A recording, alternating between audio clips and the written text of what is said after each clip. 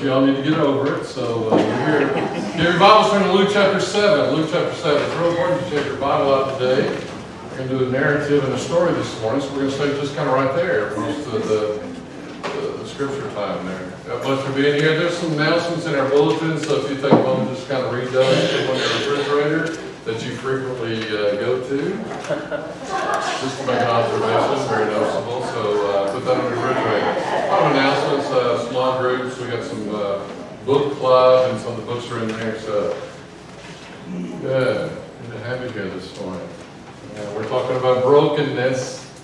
We're still there after the last 2 Sundays. We've been saying some pretty crazy things up here that kind of contradicts what the world thinks, especially in the realm of Christianity and churches and modern day preaching in America. We're just kind of dealing with some controversial things concerning brokenness and trying to get an idea, because the Bible really talks a lot about brokenness. And so some of the things that we want to highlight here that we've been talking about, some of these crazy statements that we've made in the last 2 Sundays are things that says that the only way that we're going to have blessings and breakthroughs and God fixing us and God using us for His kingdom only comes through breakthrough.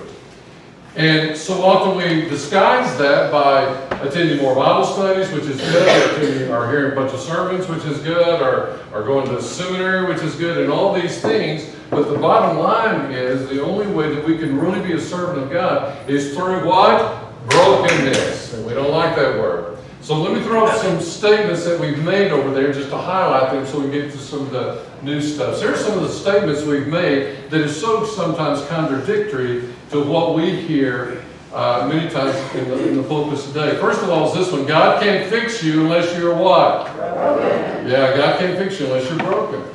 Now we all want the blessings of God and we want breakthroughs from God, but let me tell you, blessings and breakthroughs will not come until God fixes you. And the only way that He can fix you is that you are what? Say it again, broken. That we're broken. Another statement that we made was God uses brokenness as His tool to remove your flesh. And what is the flesh? It's your self-centeredness, your self-will, your self-desires. And so brokenness is God's tool that He uses to remove our flesh from us, because we all struggle with flesh, don't we? I want to do it my way. This is what I want in life. And so we ask God to bless our way and my way. And we look at that scripture verse that says that my way is not God's ways and my thoughts aren't His thoughts. So we got a problem here. And it's our flesh. And we struggle with that. And we get mad at God sometimes when we don't get our way. We get angry with Him. You ever been angry with God? Okay. The rest of y'all, what's up with that? Y'all just in denial? Yeah, we get mad. And the reason we get mad is because we're immature. Just like a small child gets mad when he doesn't get his way. That's us, you know. So our flesh, so we're bound in this flesh because there are things that we want. There are things in our flesh. We're self-centered. We're self-seeking. We're self-motivated. And there's always this conflict that's going in. And so God uses brokenness as His tool to remove, as His desire, His plan for you, so that you will what? Fully surrender and trust only in Him. And that's the goal in this, in brokenness. And so we build things up in our life, and then all of a sudden they're taken away. We go, man, my life is a mess. It's shattered. The things that I envisioned for my life, they're all gone now. What do I do now? And so most of us as believers, we go, man, I think I need to trust God in this, because I've trusted my own ways and look what I've got. The process of brokenness, another statement we made, the process of being broken is being what? Broken. Remember we looked at that word in the Hebrew, and that means what? Absolutely shattered. Not just a crack in us, not just something's missing, but absolutely we're broken to multiple pieces. And that's what it means to be broken before the Lord. And then it says also that God desires that we have a broken spirit, but we also have a broken and contrite heart. The word contrite means absolutely crushed and grounded into powder. And that's what God desires for our life. How many of y'all excited to be here now? Yeah, count me out. I mean, who wants to be? I thought we served a God who loved us and cared for us. We serve a God who wants to break us into pieces.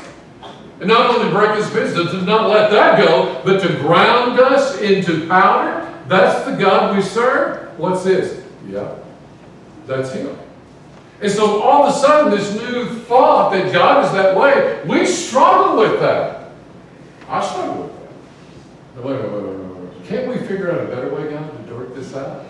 So that I'll be used by you and love you and serve you. Can't we work this out in a better way?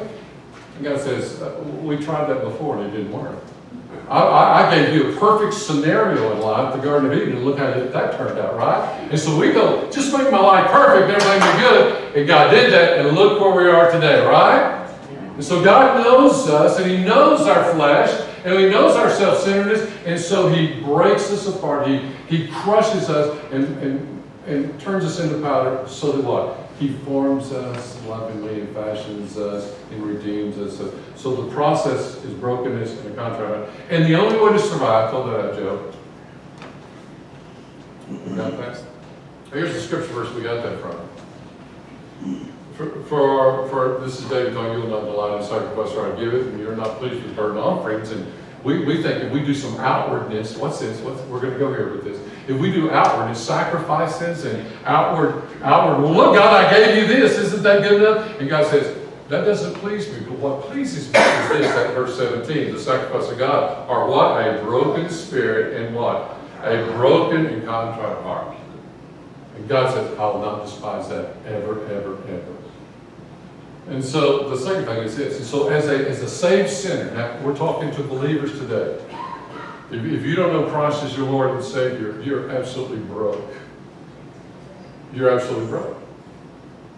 And you need a Savior. You need a Redeemer. And our Redeemer is through Jesus Christ. He's the one that heals the brokenhearted and mends our broken lives and binds them together is what the Scripture says. He's the one that's come for those that are broken. And you need Christ as your Lord and Savior. But as a believer in Jesus Christ, saved, redeemed because of the work of Jesus Christ in Calvary, how do I handle when I'm broke? How do I handle this? And the only way, go ahead, Joe, next one. The only way that I can survive as a saved sinner is what? It's through brokenness, guys. It's the only way I can survive. Why? It's because it's real pain, it's real guilt, it's real tears under God's discipline, knowing the God who is displeased with my actions, my self-centeredness, He's the God that's still on my side. Amen? Amen. He's on our side. He's for us, not against us. And so sometimes when we go through this brokenness, and God, you don't love me anymore. I don't feel your presence anymore. It's just the opposite. He's doing that because He loves you. The Bible says it this way, that God disciplines us because why? He loves us. And He doesn't want us to remain that same. And so He's driving that flesh out of us. And it comes through brokenness at the end of ourselves, a total abandonment to our ways. And that's how God works. Let me say this. You're never too broken for God to repair you. Isn't that good? You're never too broken. I don't know what you've done. And we've all got some things we've hidden that hopefully nobody will ever know what's broken or lying. I want you to know wherever you're at in your life, listen to me real close. You're never too broken for God to repair you. That's some good news, isn't it? No matter what you've had, no matter where you're at in your life, you're not too broken for this. So what's this? If it's God's purpose to break us and to mold us into fashion, why do we resist this? I mean, what's that about? The first one we looked at was pride. We just want to do it our way. We want to be self-made. We don't want to be broken in front of anybody because that means we're vulnerable. And when you're vulnerable, that means you're exposed to some weaknesses. And we struggle with that. And we know what Paul says, when I'm weak, He is what? And yet we struggle with being weak because our makeup is very prideful. And so we're trying to hold it together and try to mask it up and put a lot of makeup on things that are broken and that are ugly in our life. And we just try to get through the best we can. And yet deep down, if we were open our hearts, we're broken. We don't know what to do. We resist it because of our pride. And the other reason we resist, what's this? And this is where we're going with the sermon. The other reason we resist brokenness is our ignorance. Some of y'all probably got a little offended by that. And I'll say that's good. You know? Let's just call it for what it is. The reason we're hearing that, we've not been taught about brokenness, true brokenness. We've been taught to believe another gospel.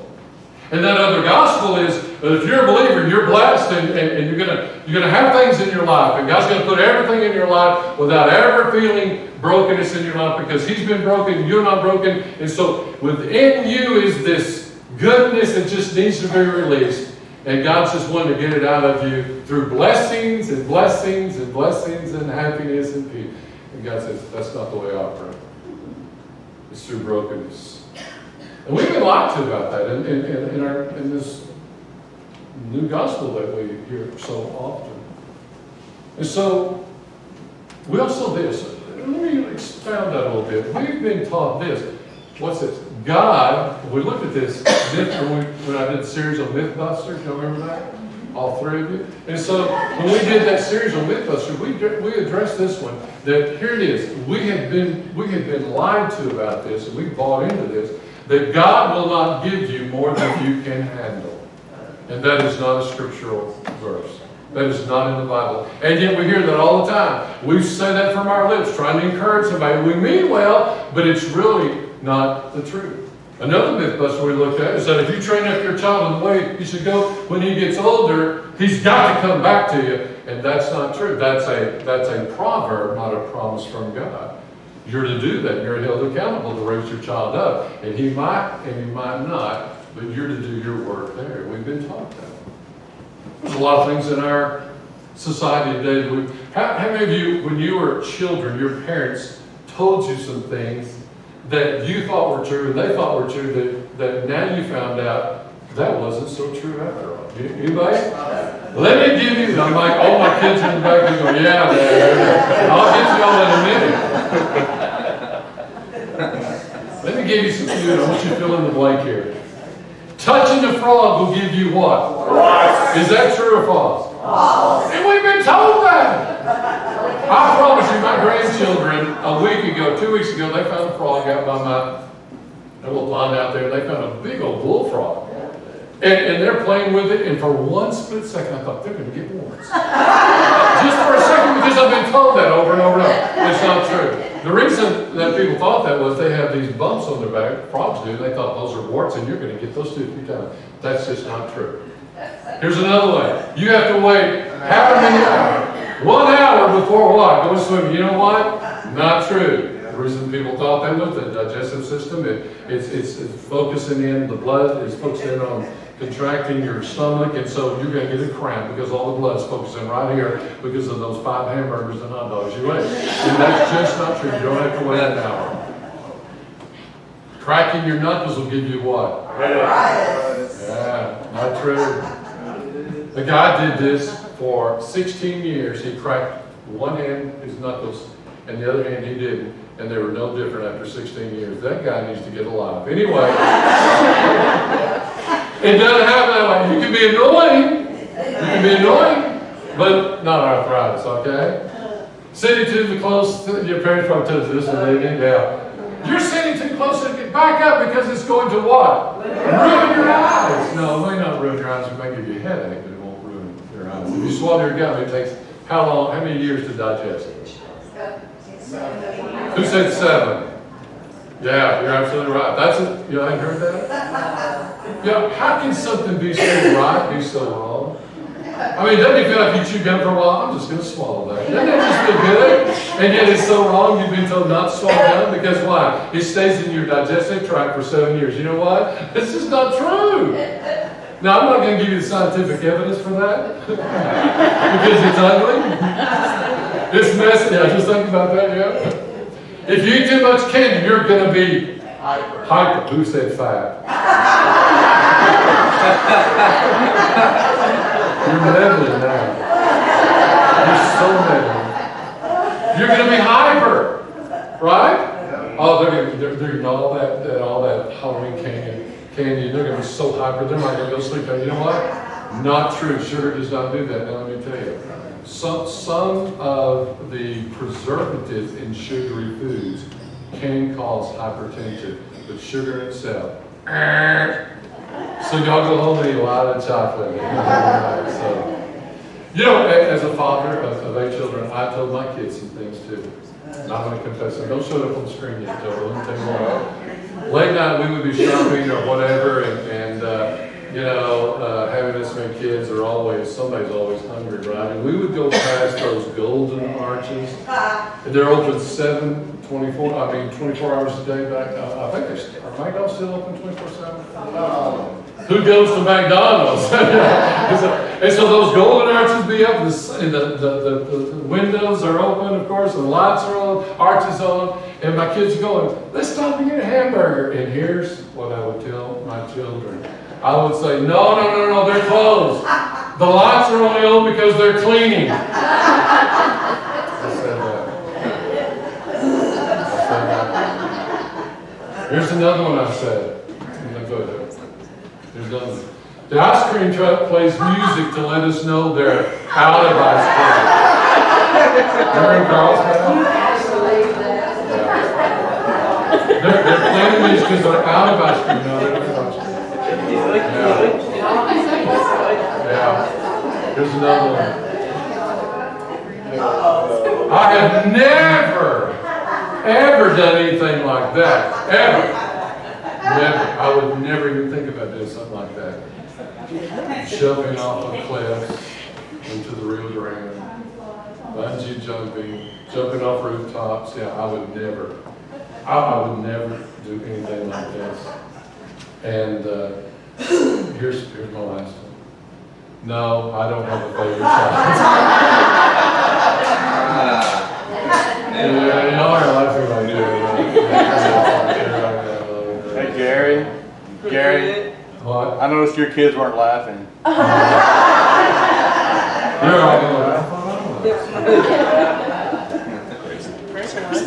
That's crazy casino. There are things in life that we're just tough. We just seem to believe. And we buy those things. So I just mentioned one in the spiritual realm. God's never going to give you enough. So you can't handle it. And He does. And so if this is true, think about this with me. God has been exposing us for the last 2 Sundays here about this brokenness. And it's contrary to what we really think here. We struggle. Every one of us, I know if you're listening, you're taking notes. I'm not going to have an outline today, and there's a reason for this. I'll be giving you a lot of stuff and all this, but not today. I want you to listen. And we struggle with this because our culture reinforces this, our churches reinforce this, and sometimes what if in our spiritual life, there are things that are just not true that we have to embrace and be honest. The thing that God is not going to bless me unless there's brokenness, that I'm not going to have a breakthrough in some areas of my life unless there's brokenness in my life. In fact, the bottom line of my salvation is based on my brokenness. Not of anything that I've done. It's what Jesus Himself, being broken because of my sin, that brings my salvation. So from my salvation to my lifestyle to eternity, all revolves around being broken. And so this is what we've been looking at. Now think about this. Think about in Jesus' ministry, right? A lot of time, do you know most of the significant amount of time what Jesus had to deal with, He was dealing with about debunking these myth thoughts. Remember, a lot of times He would say, I know you've heard it said, and then He would launch into a new teaching, right? You remember that? Matthew chapter 5, there are 5 different things in the Sermon on the Mount where He says that. He said, I know you've heard it said about murder, about killing someone, but I'm going to tell you a new thing. And there's something very systematic in this teaching, this rabbinical teaching that He teaches here. And every single one of those, they were dealing with the outside appearance, and Jesus was dealing with the inside. His ministry was all about inside out and upside down. Every bit of that, right? And He comes to this and He says, you've heard it said about murder. But I'm going to tell you, if you have anger in your heart, it's the same thing. Then He goes on, you've heard it about adultery, but let me tell you, if you've lusted in your heart, then you've committed that. You've heard it said that you are to love your neighbor but hate your enemy. I'm going to tell you that you must love your enemy. Do you hear that? Over and over. Jesus spent a significant amount of His time just debunking these things. And my point is that that in this inside out, upside down, this message that he had, there's one thing that he's speaking to. He always struggled with those that had this religiosity about them, right?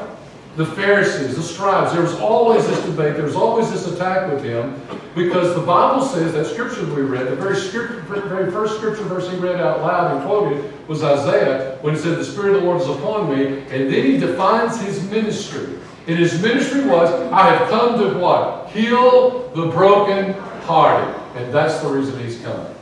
Those that are absolutely broken apart and those that are being crushed into powder for the kingdom of God. And that's who Jesus comes for, and that's what he sets up in the story that we're about to look to.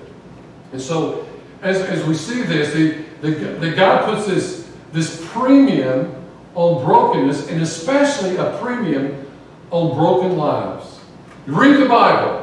Old Testament, you have Moses. Moses brought up with the Pharaoh. I mean, the most influential society of that day in Egypt. They ruled. They're educated and all that and wealthy. He was brought up in that, and then he's broken because why? Well, you find himself for 40 years where? Out in the wilderness being broken, and God speaks, by the way, well, you're going to go back and do something really big, and you're going to bring deliverance. But he's been broken for 40 years. What about David? David is anointed king. I mean, he's going to be king of Israel. That's a pretty big, cool job, right? And then what happens to David? He goes back as a servant. And then we pick up his life, and he's running from King Saul, and he's being persecuted. He's a refugee. He's living off scraps that are given to him, and he's the king. And so for years he was a refuge. He was broken and crushed and turned into powder, and then eventually he becomes a king. We're going to look at Jonah next week. Jonah, think about him. God says, you're going to lead the greatest revival ever. And I want you to go to Nineveh and say, I'm not doing that. So you know the story. He ends up in the belly of this whale or this fish or, Jaws. I believe in Jaws. And so he's in this fish. And for 3 days, finally he comes to the end of himself. I'm done. Or whatever you want. And then he finds himself in it, and he leads the greatest revival known to man. 120,000 people turn their hearts. That's just men. And women, and then there's children. Crazy revival ever. Then you got Paul. Paul was educated. He was a Pharisee. He knew the first 5 books of the law by memory. Genesis, Exodus, Leviticus, Numbers, Deuteronomy. He knew them by memory, and he knew the 300 plus messianic prophecy. He knew all of those. And he comes to a place where he's broken. And he finds himself blinded on the Damascus Road. And he's broken. And then we see his life in turmoil and troubles. And we looked at that last week of all the things that he went through broken. And he was one of the greatest leaders in all the New Testament. And here's what we see. The power of the transformed life that begins with, what's this? Brokenness. Every one of those that I just mentioned. You know what the common thread that they had? Brokenness. It's brokenness. So if you are here this morning, you say, I want to be used by God. I really want to be used by God. I want to be sensitive to His will in my life. I'm going to tell you the only way that begins is through brokenness, the heart of brokenness. God, remove everything in my life that's an obstacle in true surrender to you. Now here's something. You know what? Okay. We're all broken, aren't we? We really are. In fact, if you're here this morning, you say, I'm not so bad. You're broken than any one of us.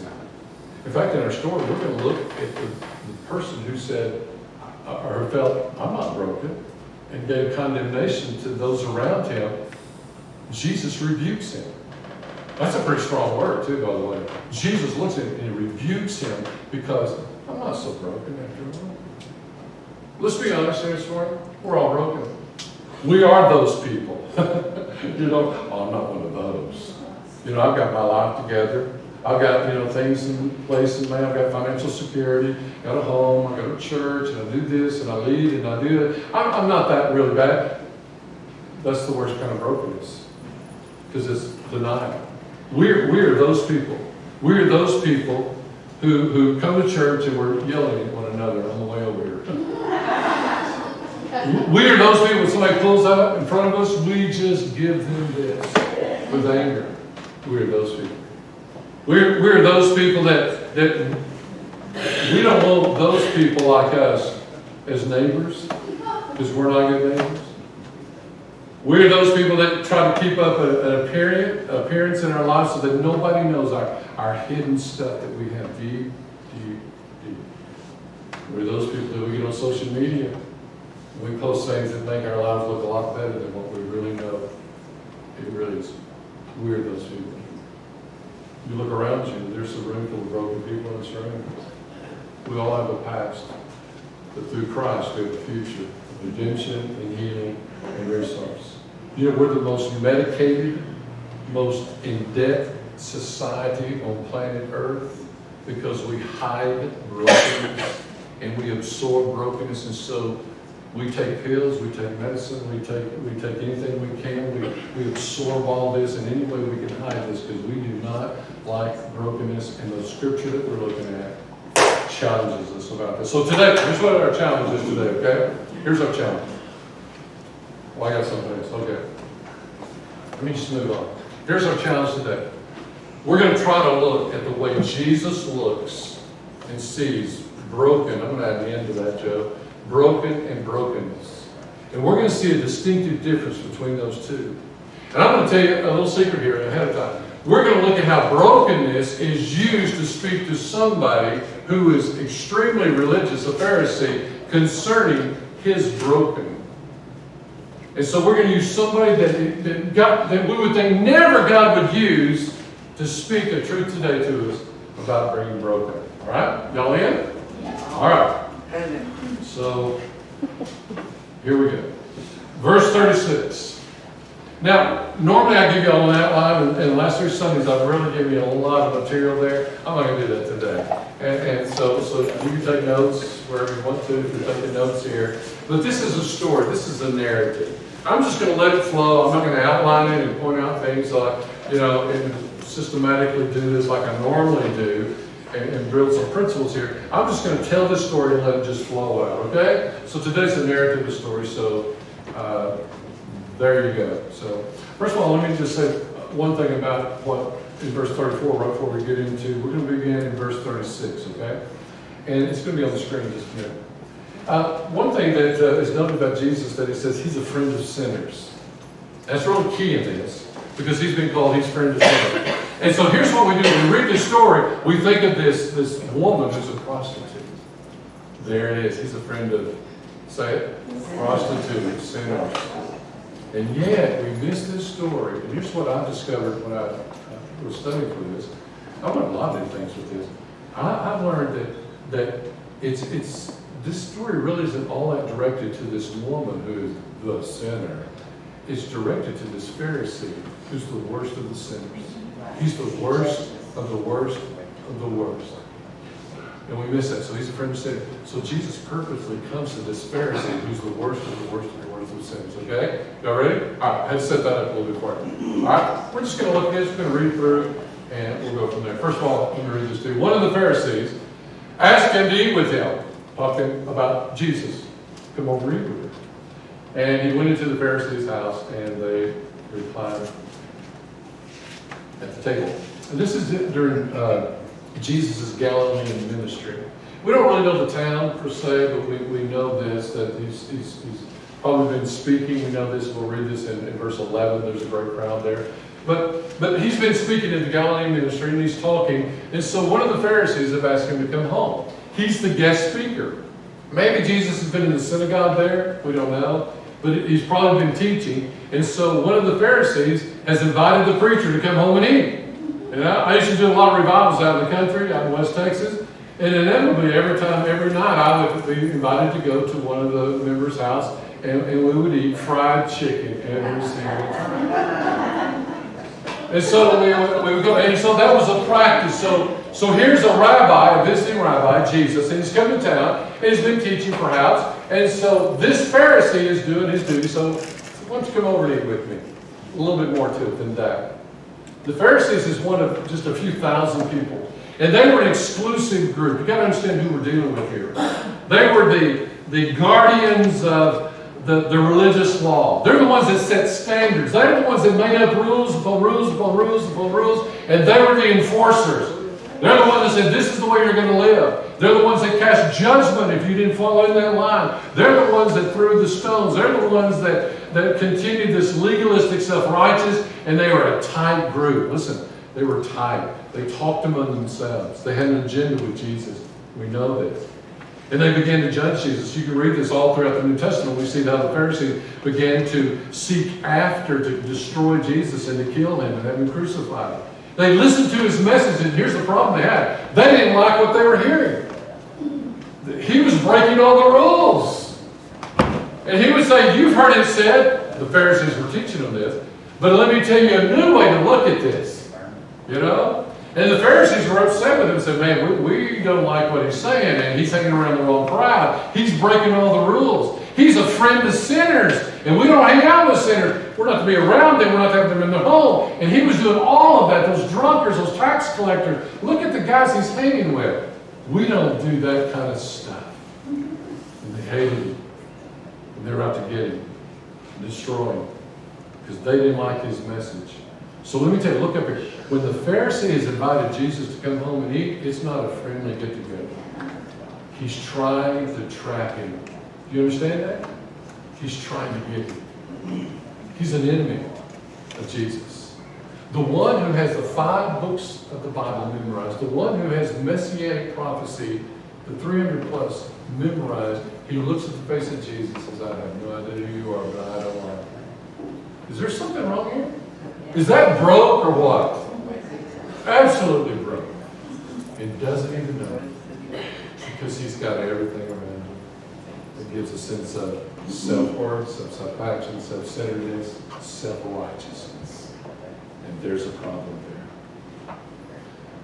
And so they're reclining at the table. Let me get you a picture because it's real important here. So back in the day, there's a couple things I want to say about this. When you were invited to come over and eat, they had chairs, but this was they didn't have enough chairs. And so they would sit around the table and they would lean toward the table, but their feet were extended away from them because who wants dirty feet? All right. If you've seen my feet, you wouldn't want my feet at your table, right? You know, I got ugly feet. And so they would lean this way and their bodies would be extended out, reclining there, because you gotta understand they didn't have a fast food restaurant back there. The meal's gonna take a while, right? And so they're reclining, they would have discussion. So kind of get that image with that, you understand? So they're leaning on this, here's the table, waiting to be served, and their feet are extending out, and they're reclining at the table. It's important that we see it that way because there's some evidence of what's going on there. All right? So second verse. And behold, and we got to stop right there and behold. Behold is this, they're startled with something. Something has happened that kind of throws everybody off.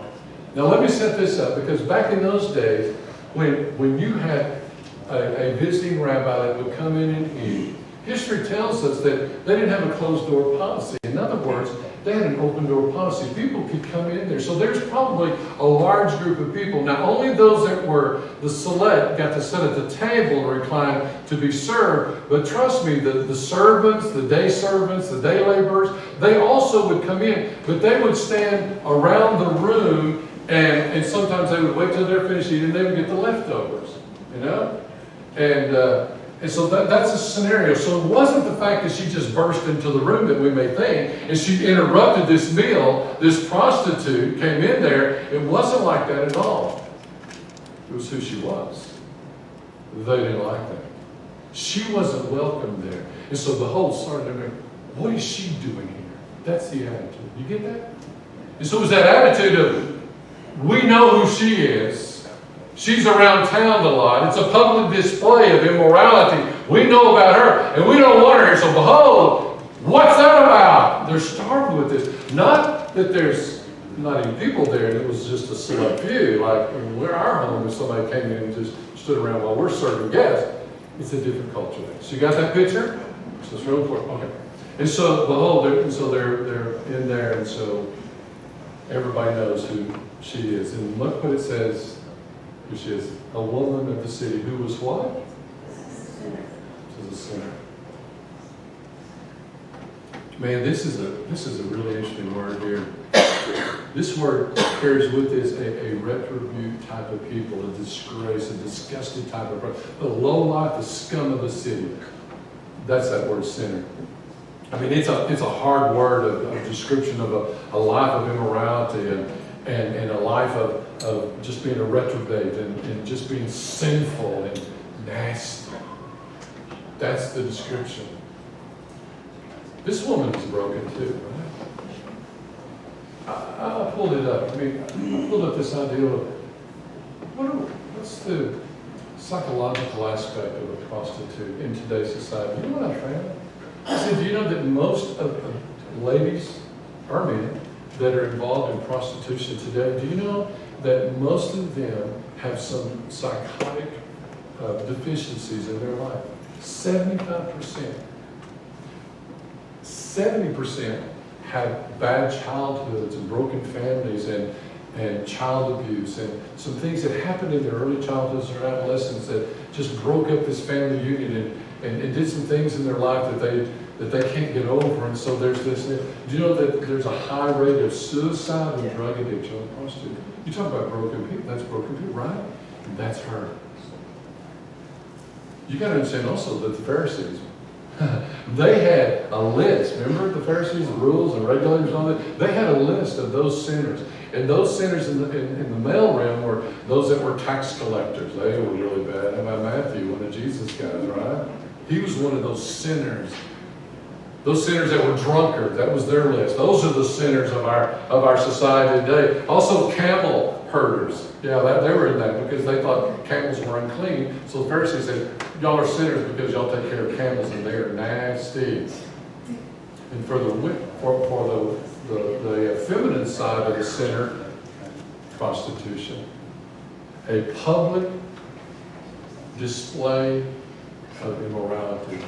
Because if you're a prostitute then, you work the streets. You got out there and mingled with the crowd so that your business would be prosperous. And trust me, this lady was very wealthy. She must have been good at prostitution. And so we find that something kind of interesting here, that the next part here, go to the next question. No, go back. And behold, the woman of the city who was a sinner, so they knew her.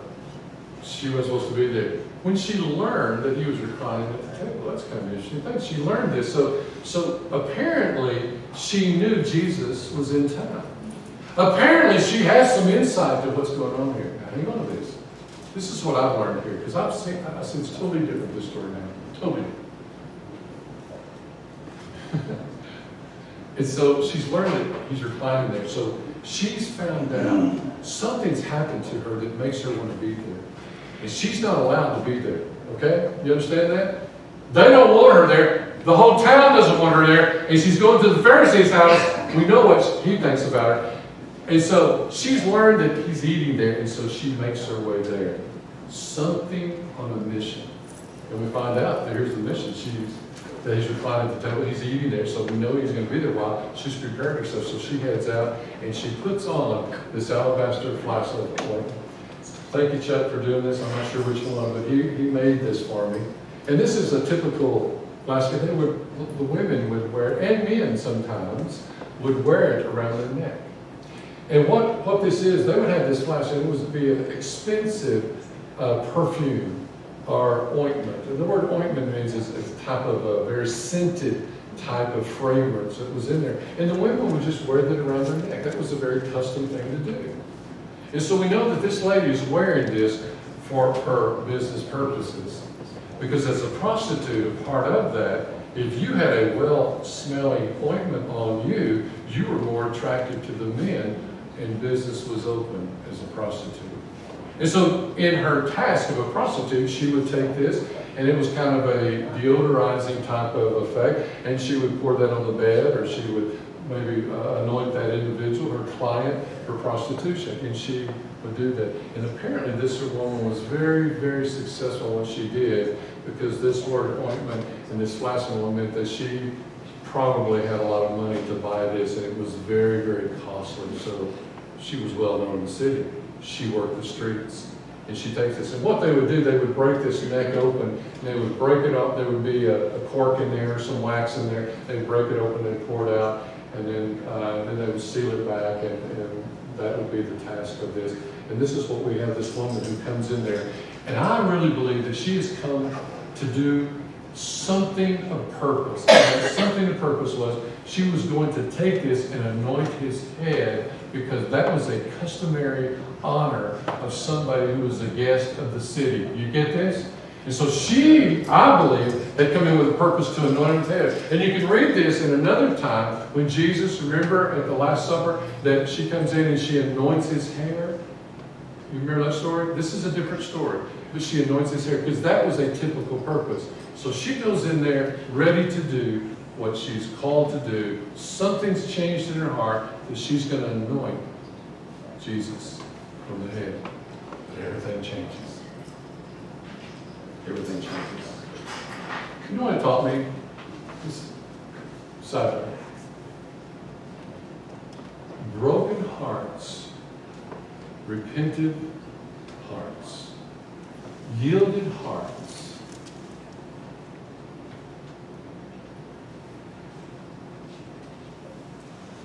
are subject to not our own agendas, but to God's. She came with like an anointing, and all of a sudden, brokenness, she's pliable. And she goes, there's something greater that I can do. And she anoints his feet. Y'all see that? So we're broken. I may have an agenda and a plan, and I walk into a situation and I say, this is who I am, this is what I'm going to do. And all of a sudden, in brokenness, wait a minute, God wants me to do this. And we change. Y'all see how beautiful that is? I never knew that. I never even thought that this story. I thought she had full intention. She's going to anoint his feet. We see the story. We read it, and I'll read the next chapter, right? I missed it. I really believe that she went in there and anointed his head. But when she saw what was going on, I'm going to tell you, she changed. And that's what brokenness means. We all have agendas. We all have plans in life, right? And then God changes them, and we fight that, and we go, no! I have a plan. This is what I want. And God says, no. This is the plan. Then we see the next. So verse 38. So here she is slipped in. You know, she doesn't want anybody to stop her, and they probably got bodyguards out there. But she comes in. And remember, they're reclining, and so she can't get to his head. So she's at his feet standing because he's reclining, right? You got the picture? You with me? Y'all need a break? I need to stand up and run a little bit and jog in place? Okay, you see what I mean? We can do that. Okay. And so she's as close as she can to him. And she's standing at his feet because they're extended out. She's broken. Can't miss this. So if you've ever been broken before and you begin just to weep, you don't look up. What do? You just look down. You got to get this picture of what she's doing. She's just weeping. She's just, tears are just coming out. That word weep in the Greek, you know what that means? It means rain. Literally means rain. And you know what? Martin Luther gives a great discussion. That rain, that means heart water. And that's what it is. From her heart, she just begins to weep, and she's looking down, and her tears, and it's just raining. That word rain, weeping means she's just raining tears uncontrollably. She's weeping, she's weeping, she's weeping, she's weeping, she's crying, and she's looking down, and the tears are just flowing from her cheek. You get that idea? Yeah. I've got a picture, but I don't know if it's there yet. Yeah. Can you kind of see that? I mean, she's standing. She's kneeling. That's not correct here, but you got to get the picture there. And she's standing up, and she's just weeping. She's weeping. She's weeping. And she's uncontrollable. She doesn't care who's there. There's no shame in that. You know what I'm saying? That when we're broken, there's no shame in brokenness. We think there is. Somebody's going to shame us if we're broken. We don't have it all together. That's just opposite to God. He loves it. So she's crying, and she opens her eyes, and she looks down, and she sees something that she wasn't expecting. You know what she sees? She sees dirty feet. And those tears are making mud balls. and streaks that had washed away some of the dirt from his feet. And she looks down there, and her tears are just all over his feet, and they're washing the mud off. And what does she do? She bends down, and she just begins to wipe his feet. Now, nobody's going to offer her a towel, are they? She's a prostitute. They'll touch her. They have to throw the linen away if she touched it. There's no towel for her. You know what she does? She lets down her hair. Well, let me tell you about letting down your hair. You know this. Women in those days were not allowed ever in public to let their hair down. It was a sign of disgrace. In fact, the rule was that a husband could divorce his wife if ever her hair fell down in a public forum. That's how serious they took this. And yet, you know what? Look, she does what she lets her hair down. And she begins to clean the feet of Jesus because nobody's doing it. And she does it herself. She begins to wipe all that dirt. Nobody has done that. Nobody's even given the dignity of Jesus to wash his feet. They're supposed to do that. They had servants to do that, but not this Pharisee. Because he's not broken. I don't have to treat him any different. And then we see this next, go back to that verse. And then the next thing is, what does she do? She begins to kiss. Kataphleo is this Greek word here for kiss. Doesn't mean they yell, does it? Doesn't mean. Kataphleo is the same word that's used in Luke or Matthew. When you remember when the prophet, Jesus tells the story about the prodigal son, you remember that? The prodigal son has lived a life, he squandered his wealth, and he comes back home smelling like pigs. You know, that for a Jew, that's a big no-no, right? You know, not for Texans, we love pigs, you know. But for a Jew, he smells like pig, he's dirty, he's filthy. His father sees him and he runs as fast as he can. He darts out there, and what does he do? He's kataphleo. He embraces him, he kisses him over and over and over. He hugs him, he kisses him, he hugs him, he kisses him. He says, I've missed you, son. And that's the same word that is used in the expression of this woman kissing the feet of Jesus. It's not just like a kiss. It's a kiss, and it's a hug, and it's a kiss, and it's everything. Y'all see that? That's brokenness, church. And so let me finish. And then after that, she breaks out that flask of, and she begins to wash. She begins to anoint with perfume. What a great gesture of generosity and absolute surrender. And that's her livelihood.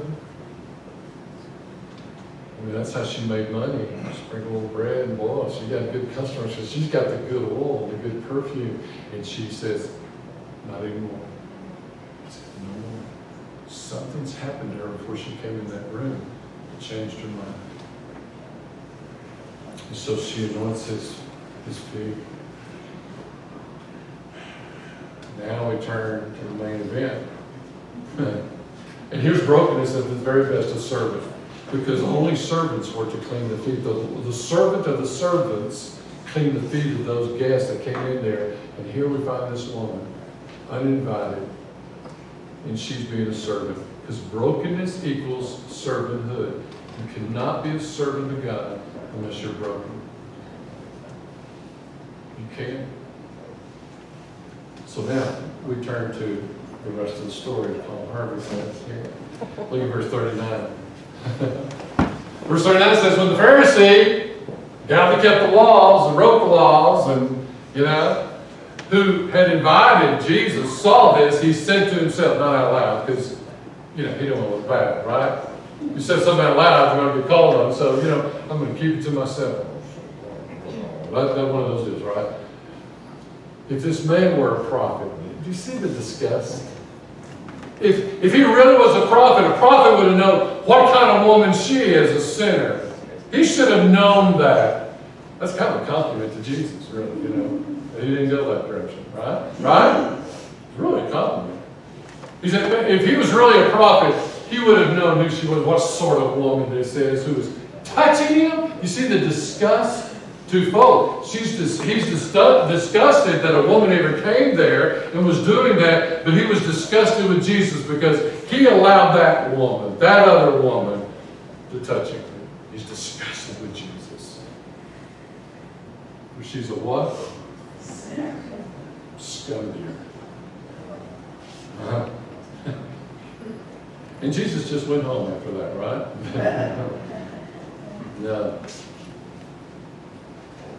Look what happened. Verse 4. And Jesus answered and said, hey, Simon, I got something to say to you, buddy. I like this. Hey, Simon, I got something to say.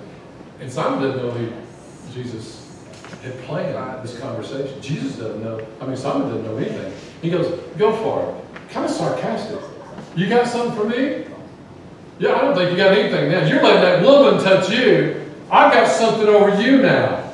You're the one that's broken, not me. You broke the rules here, not me. So what do you got to say to me? That's the attitude. Y'all see that?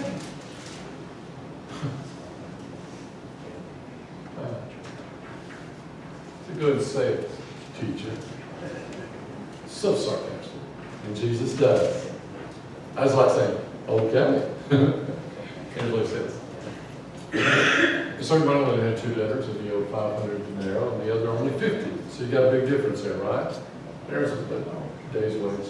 Okay, keep going. He tells this story to him.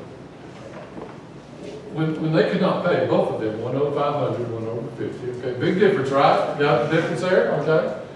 Well, and couldn't pay, he canceled the debt of both. So then loved him more. Which one do you think the one that loved him more? And so, one of the Pharisees said, he said, I got this one. The one, I suppose, like he's being, whatever, Jesus. I suppose, I love that part. Just really shows his heart. He's not interested because he's not broke. He's not on trial here because he's not broke. He hasn't sinned. He's not broke. I suppose the one who canceled the larger debt, he said to him, Jesus said, good boy, you've done right. You got to understand something right there from that when it said canceled the debt and canceled and forgave. That word, it's a 2-word there. It's grace and debt that's put together, that word. So here's what it is. When you forgave somebody, this particular word, when you forgave somebody of their debt, it just didn't go away. That the one who forgave the debt incurred the debt. Do you understand that? And so the one who forgave, now he owes 50, and now he owes 500. He took on that debt. Do you understand that? And that's what it means. And that is so significant to forgiveness and how God treats us, right? Y'all get that? That's how God treats us. He takes on our debt. He took on our sin. He bore our sin. He took on the punishment for us. He said, you've done that. Look what he says to him now. Then he goes on.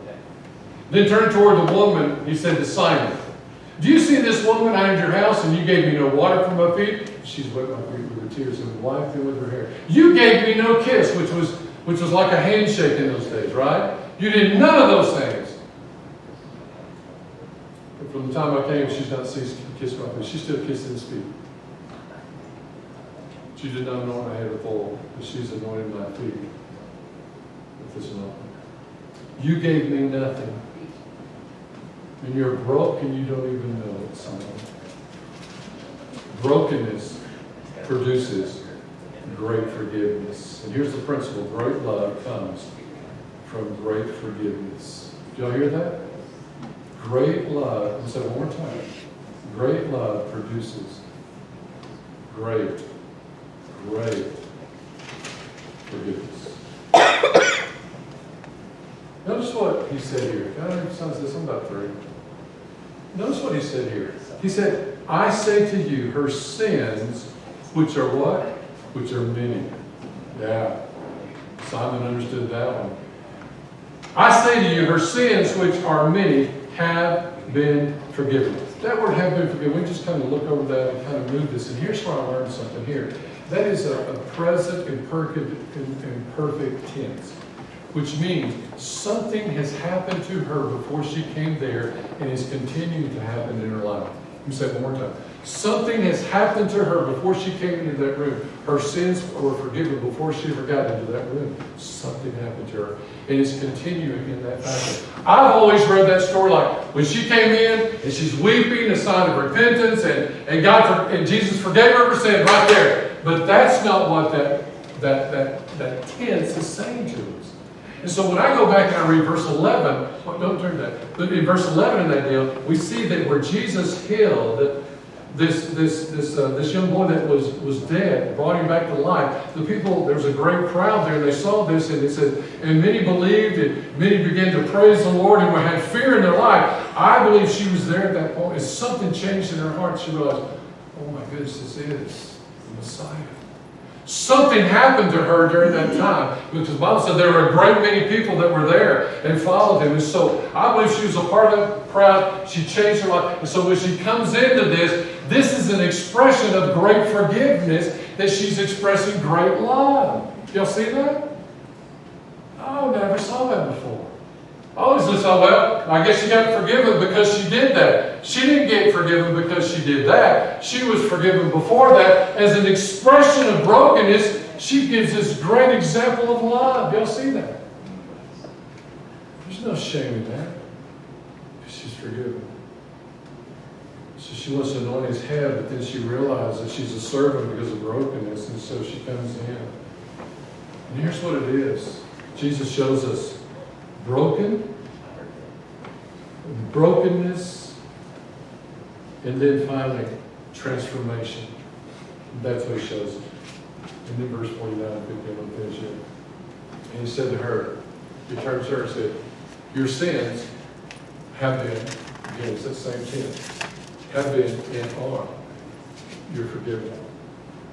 Then those who are at the table began to say among themselves, who is this that forgives sin? And he said to this woman, your faith, here it is, what's this? Your faith has saved you. The Bible teaches us, Ephesians, you know that we're not saved by works, are we? We're saved how?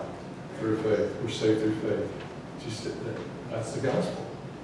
So what saved her was not this elaborate display of brokenness, but something was broken in her life, and she yielded that over to the Lord, and in that brokenness we see restoration.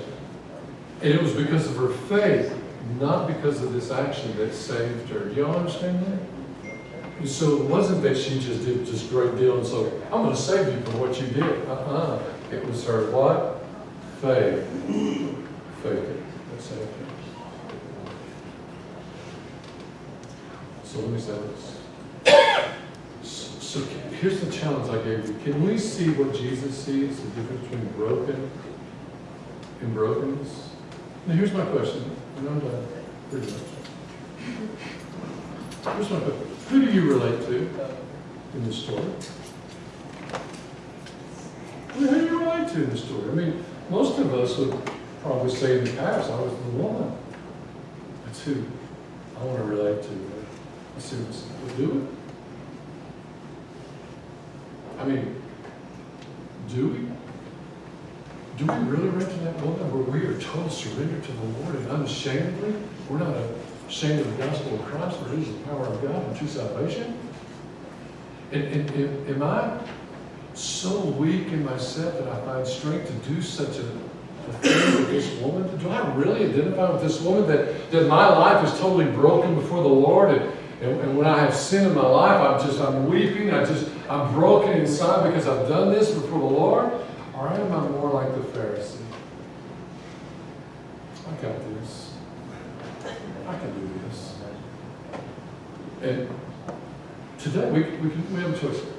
We can leave by choosing. We can leave by just saying, well, you know what, I'm going to leave with my pride and my goodness, and I know I'm not perfect, but at least I'm not broken like some people. I can fix myself. I'm going to get myself out of this. I'm going to fix myself. You can walk out those doors and Jesus will reprimand you. He'll rebuke you, because that's not what he desires. Or the choice is brokenness. You see, God makes the brokenness whole. We struggle with that. And brokenness means that I'm broken. I can't fix myself. I cannot fix myself. And I'm going to die to myself. I'm going to live into God. I'm going to allow the things that are broken to be poured out at Jesus' feet. Not understand how he can use where I am so broken and so weak. But I'm just going to pour it at his feet. I'm going to believe him. And when I do, what's this? Here's what brokenness results in. He says, rise up and go in peace. And that's how he treats brokenness. So we have a choice. You can leave those doors being broken because we're all broken. We're a mess. Or you can leave with an attitude of brokenness. Lord, I give everything over to you. I give everything over to you. My life, my will, my desires, everything belongs to you, God. And I trust you. I can't fix myself, so I trust you. And let me tell you, no matter what you've done, like this woman, this sinner, the woman she is, no matter what you do, God does forgive. And God can use that brokenness for his plan. And that's what he did to that woman, to that Pharisee. Look at this woman. She's broken. And you say you're not. And use that as an example. Can you listen to her? Let's pray.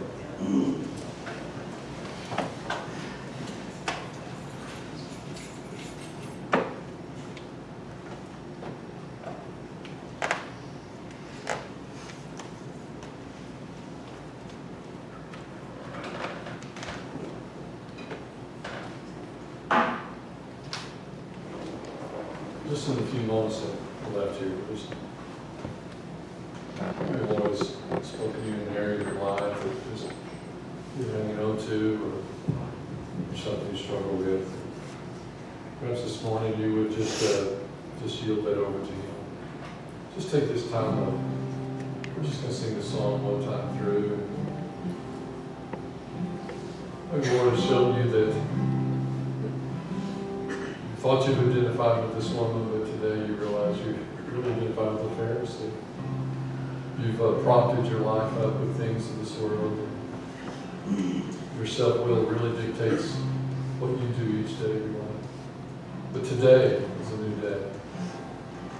Today you would just be that broken vial of perfume. Just pour yourself. That you would be a sweet aroma to the Lord at his feet and yield to him. Whatever that is, just yield that over to him, that brokenness, and have that attitude, that heart of brokenness.